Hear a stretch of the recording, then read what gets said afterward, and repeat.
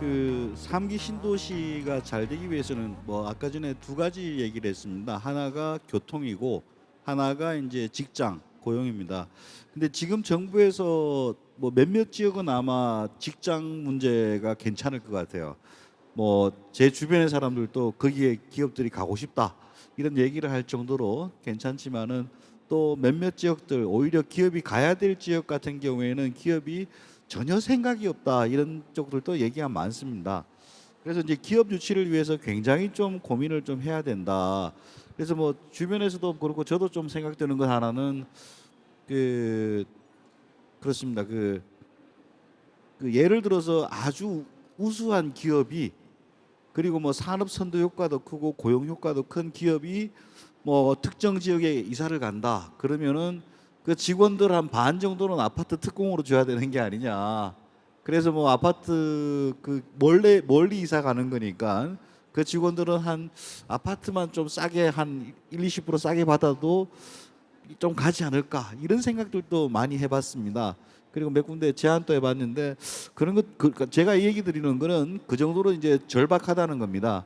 고용이 가지 않으면 그 신도시는 바로 늙어서 없어집니다. 그다음 또 하나는 저희가 이제 판교 신도시 만들 때 좀 관여를 했었는데 그때 2000년인가 그랬죠. 그때도 제안했던 게 뭔가 하면은 펀드를 한 대략 한 몇천억 그 당시에는 지금은 한 2조나 3조 이렇게 모아가지고 거기에 들어오는 창업 기업들한테 좀 지원하고 거기서 이제 VC 벤처 캐피탈리스트들이 들어와서 기업을 키워주고 여기서 수익이 나오면 계속적으로 선순환이 되는 그런 자금 구조하고 이제 주택 구조를 만들어 주지 않으면은 이게 장기적으로 갈 수 있겠는가 하는 문제입니다. 그리고 아까 교통과 관련해서도 이제 뭐 교통이 좋아야 된다는 건 당연한 거고 빨리 돼야 된다는 것도 당연한 겁니다. 근데 한 번 타는데 6천 원이다. 이거는 문제가 큽니다. 한 번 타는데 물어보니까 대략 한 3천 원까지는 보통 시민들이 수긍할 만한데 6천 원 넘어가면 이거는 그 내가 탈 게 아니라는 거죠. 한 번 탈 때마다 6천 원, 하루에 12,000원. 물론 거기서 또 그 연계해서 다른 버스를 타면 더 요금이 추가되겠죠. 그래서 그 비용을 낮추기 위한 사업 구조를 만들지 않으면은 굉장히 낭패를 볼 가능성이 크다는 겁니다. 그리고 해외 신도시에 대한 연구들을 우리가 상당히 많이 돼 있는 편입니다. 근데 그 해외 신도시들도 보면은 지금 분당이 그런 기미가 있는데 뭔가 하면은 어 분당이 옛날에 분당에 중앙공원 있죠. 중앙공원에 옛날엔 유모차가 다녔습니다. 유모차, 애기들 데리고 유모차. 요즘은 보행기가 다닙니다. 노인들이 이제 보행 보조기 있죠.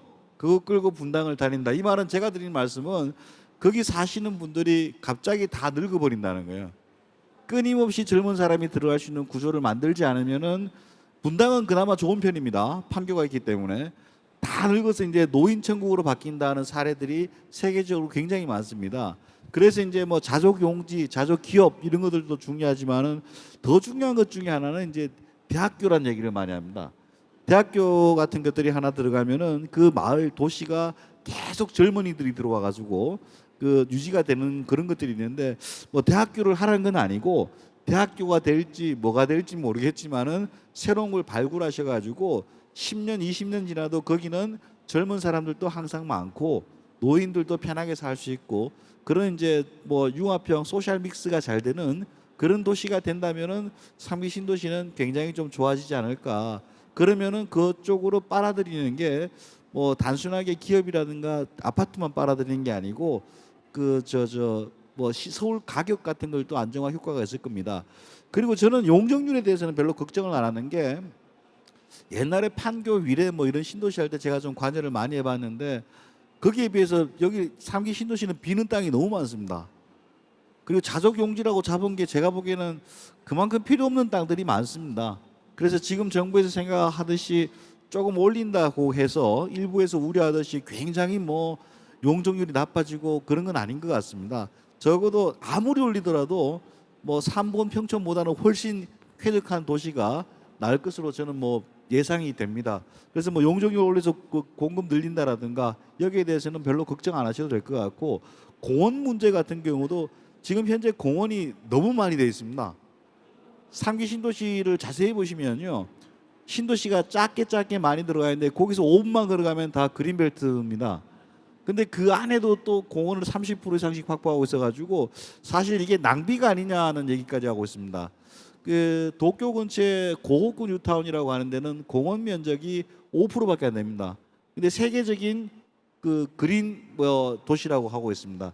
그건 뭔가 하면 주변에 그린벨트를 다 연계를 시켜가지고 단지 내에는 5%밖에 없지만은 가보면은 그냥 모든 게 녹색으로 보이는 그런 계획도 있으니까 뭐 그런 것들도 활용하면은 아마 더 공급을 늘리거나 해서 더 큰 도움이 되지 않을까라 보여집니다. 예, 마치겠습니다. 그 강남의 재건축 아파트는 이제 300%를 다 차지하기 때문에 굉장히 빡빡합니다. 이제 그리고 그 조그만 사이트끼리 계속 이제 재건축하다 보니까 이 도시가 정말 어우러지는 도시가 될 것이냐에 대한 어떤 의구심이 있는데요. 신도시 같은 경우는 전체 적은 거는 100만 평, 많은 건 300만 평을 일시에 저희가 이제 지구 계획을 수립해서 도시 계획을 수립해 가지고 사업을 하는 거고요. 용적률도 강남에 비해서는 한 3분의 2 정도 되기 때문에 굉장히 쾌적하다라는 점을 말씀드리고 싶고요. 이 공원이 그 전체 부지 면적 차지하는 비율이 공원 도로가 40% 가까이 됩니다. 이제 그러니까 그게 토지 이용 측면에서 비효율적이라고 볼 수도 있지만 이 신도시만의 장점이 있어야 되거든요. 이게 정말 그 쾌적한 도시 밖으로 나와서 조금만 걸어가면은 공원으로 다 연결되는 그런 쾌적한 도시를 만드는 게 좀 강남과 서울 도심 주택가의 차별성이다라고 저는 생각을 하고 있습니다. 그리고 또 말씀드리면은 이 신도시를 만들면서 과거 신도시 같은 경우는 이게 평면 계획을 이렇게 수립해서 이렇게 2차원적으로 계획을 수립하고 개별적으로 건물을 올리다 보니까 굉장히 스카이라인이나 이런 것들이 굉장히 언밸런스한 경우도 있었습니다. 저희가 3기 신도시 같은 경우는 전체적인 이 100만 평, 300만 평에 대한 스카이라인을 다 잡고 나서 이제 필지별로 계획을 저희가 수립하고 있기 때문에 정말 조망이 살아있는 신도시라고 보면 될 것 같고요.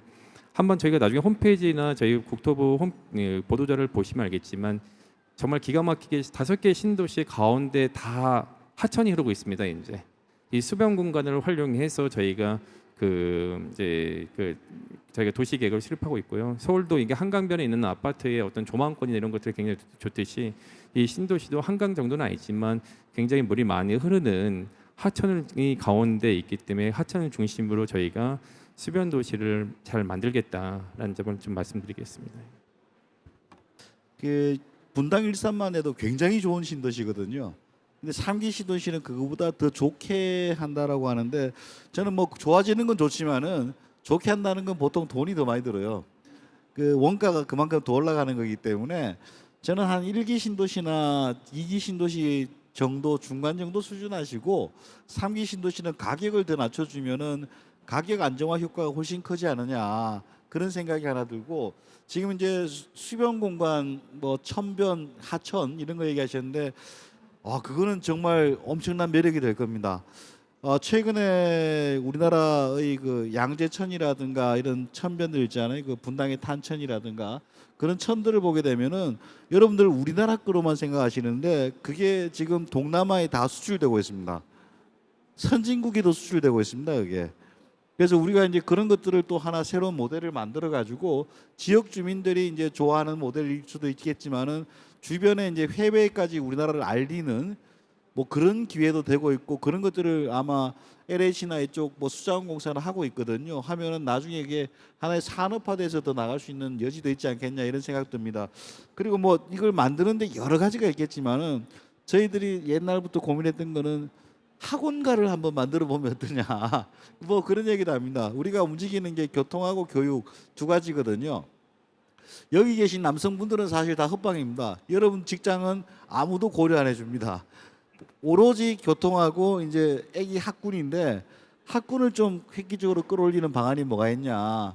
그래서 뭐 학교라는 것들은 사실 학부모가 만드는 측면이 있어가지고 좋은 학교가 생긴다 안 생긴다 말은 어렵지만은 학군을 신도시에 한 개 정도 특구 비슷하게 만들면은 어느 정도 그 수준이 많이 올라가기 때문에 그런 것들도 한번 추가로 고민해 보시면은 나중에 이제 신도시가 조기에 정착되고 그리고 장기적으로 안정적으로 갈 수 있는 기틀이 되지 않을까 그렇게 봅니다. 예. 그 모두 말씀드렸듯이 이제 학교만큼은 정말 그 입주할 때 과밀학급이 생기지 않고 또 입주할 때 학교가 설립되지 않아 가지고 먼 곳을 다니는 그 신도시만의 초기에 어떤 시행착오를 겪지 않게 하는 게 이번 3기 신도시의 원칙인 거고요.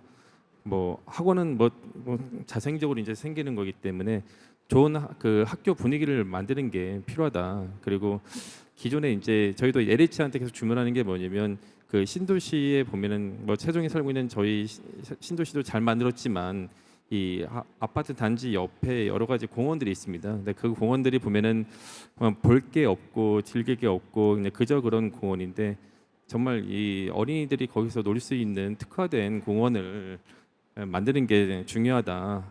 그렇기 때문에 좀 저희가 이제 3기 신도시를 만들면서 많은 용역을 하고 있습니다. 전문가들 참여하고 계신데 그런 이제 그 여기 입주하신다는 입장에서 내가 신도시에 산다는 그런 관점에서 디테일한 부분들 잘 챙기고 있으니까요. 한번 그런 부분들을 그 하면서 봐주시면 나중에 내년 청약하실 때 어느 신도시가 나한테 맞는 신도시인지 어느 신도시가 내 자녀가 가면 좋은지 판단이 되실 것 같습니다.